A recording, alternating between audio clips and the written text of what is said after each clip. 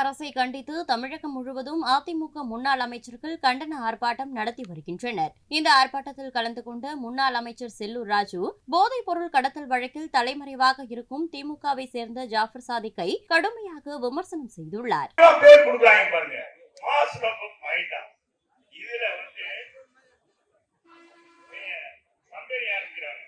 ஜாஃபர் சாதிக் சொந்தமான company ஜோயோ deliveries LLB. என்ன சொல்லுங்க? அடைய மாட்டேங்குதா? ஜோயோ டெலிவரி எல்எல்பி, ஜூடோ ஓவர்சீஸ் எக்ஸ்போர்ட் கம்பெனி. எக்ஸ்போர்ட் என்னடா எக்ஸ்போர்ட்னா? அதுல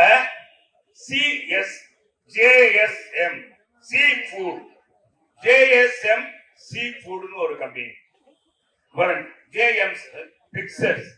இதுதான் சினிமா தர. என்னடா ஆட்டி படைச்சிட்டாங்க, ஆட்டி படைச்சிட்டாங்க, ஆட்டி படைச்சிட்டா. ஒரே நாள உலகம் பூரா தெரிஞ்சு உலகம் பூரா நம்ம ஜாபர் சாதிக்கு சாதிச்சு காட்டுறாரு. உலகமே இன்னைக்கு அவரை பார்த்து ஏற்படுறாங்க. இவர் 4 நிறுவனங்களை எப்ப தொடங்கியிருக்காரு தெரியுமா?